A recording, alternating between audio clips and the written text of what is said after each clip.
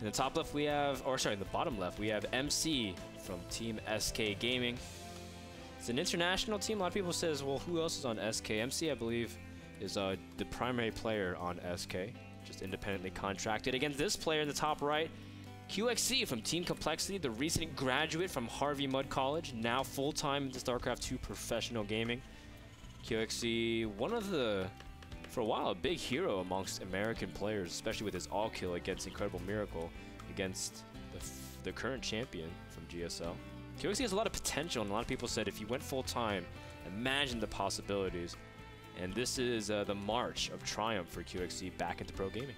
Yeah, I think so. I can't wait to see QXC get his form back. Yeah, me too. Because I think he's one of the few Americans, in my opinion, that have a lot of potential and has, you know, had the, I guess, tournament runs to actually say, or have that experience, not to have those jitters or nervousness, etc. But I want to actually go into something that the viewers don't know at home, and it's what we were talking about in between the cast. You know, it was very apparent on Twitter that Squirtle apparently is doing a very aggressive build against Bomber right now. And it really shows you the switch in metagame for Protoss. I mean, Protoss is saying, okay, well, normally at this, you know, 10-minute, 11-minute, 12-minute stage, I am the most defensive player in the world. But now all of a sudden, they're preparing and kind of like countering hard for those dropships to come. They're saying, I know it's going to come. Let me just prepare for it really, really nicely and try to punish you for it. Yeah. Protosses are being really aggressive mid-game. And honestly, I think that's why we see, I mean, when's the last time you saw ghost pushes like that? I think that's why we're actually seeing it, because it counters that style. It's just on the map. I don't think you can really afford to do a push like that. So I think QXC theoretically is correct with doing that push, just to switch it up and put that into the metagame, so showing that he is capable of doing that. Yeah. QXC's an extremely cerebral player. Oh, yeah. I know for a while he asked for interns on his stream who's willing to crunch numbers and figure out a lot of math. And that's just kind of the guy he is. Really thinks about the game a lot.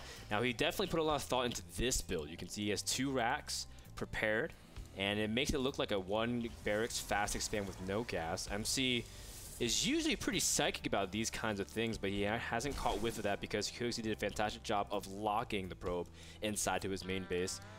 And MC, for this point on, is going to chrono boost out some stalkers, exactly what he needs at this point.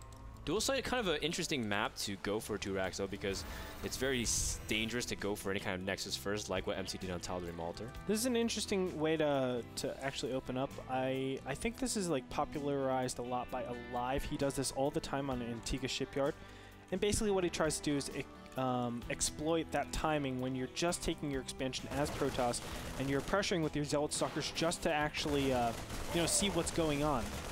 And those 4 Marines should have gone in a while ago, but they were just staying there, as I saw on the mini-map. This 1 Stalker will be able to get in here. He was able to clean up 4 Marines, now probably 5 Marines. This is really cost efficient, but let's see how well these 4 Marines do over here. And the Marines are now inside. MC will have 1 Stalker, chrono boosted out. And we see that MC has killed off his fair of units. Now QXC is working on these probes very nicely. MC using another chrono boosted desperation, trying to pull his probes immediately to trap the Marines. And with that, QXC targets down another probe. Very big wins, but over back at the natural, MC is the one also starting to wreak havoc. You can see his Stalkers are running back as fast as they can. Great control out of our Korean Protoss. MC trying to see if he can kill the Marines before the bunker finishes, and he does. Another one pops, and it doesn't even matter though, because MC originally was losing a lot of workers, but he's traded a fair enough amount of minerals as well. Workers killed 8-4 in favor of QXC, actually. The Harvester tab shows 21-20. He has already, through all of this, gone in double gas as well. That's really interesting. Getting his gas out really, really fast. Actually, good timing for QXC. I'm surprised he was able to do that under all the stress of that early game pressure. But now it's 3 Stalkers, and he knows that this bunker is very awkwardly positioned. Now, there is the potential for a flank, but I think there's just too many Stalkers in this position. A very tough position for QXC. QXC is not going to die from this, hopefully, but I mean, he shouldn't necessarily die. It's just this is more harassment from MC. He capitalized on the fact that QXC doesn't have any real weight for these Stalkers until these Marauders pop out. Now that these Marines are trapping, you can see one of the Stalkers is about to drop, and it does. And with that, you can see MC is trying to just pick off workers, even out the worker count, because before, if he tried to play with even amount of workers with double orbital, would just be behind. And with that, look at how aggressive MC is able to do. This is very reminiscent of Hug style. This is actually unbelievable. I can't believe this is happening. You know, he's basically winning the game with one gateway. This is one gateway economy, or one gateway production. Oh GG. my goodness, wow, GG. Wow. Yeah, MC Really well takes played. game number 2 in a very, very quick fashion. And I still don't think QXC should have died there, but you're talking about the awkward bunker placement, and that matters a lot, especially if for some reason you can push the Stalkers back and have the Marauders zone that control there and make sure to force Stalkers to make a hard decision of running by, taking some extra damage.